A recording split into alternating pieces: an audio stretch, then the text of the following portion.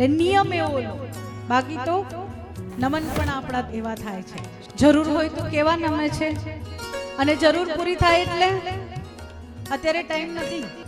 દરેકના જીવનમાં સુખ તો આવે જ છે, કોઈ એવું નથી કે જેના જીવનમાં સુખ નથી આવતું, પણ સુખને જેને પચાવતા આવડી જાય, સુખને જો પચાવતા આવડી જાય તો ના કોઈને નડતર બનીશું, ના કોઈના માટે દુઃખનું કારણ બનીશું, પરંતુ પ્રભુના ભક્ત જ બનીને રહીશું જો સુખને પચાવતા આવડી જાય.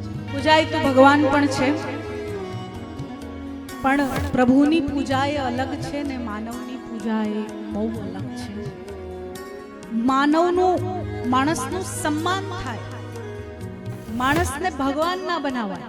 માણસ એ માણસ જ છે, એ મહાન કાર્ય કરી શકે, પ્રભુના પ્રિય બની શકે, પ્રભુના પ્રિય અનુયાયી મહાન ભક્ત બની શકે. માણસ એ માણસ જ છે અને ભગવાન એ ભગવાન છે. પ્રભુ એવા છે કે ભગત પુકારે તો પ્રભુ ઝૂંપડીમાં પણ જતા રહે. ને માનવ એવો છે કે એકવાર ગાડી શું આવે, બસમાં બેસવાનું કષ્ટ લેતો નથી. એટલે માનવ છે, ને માનવ ને ભગવાનમાં બહુ ફેર છે.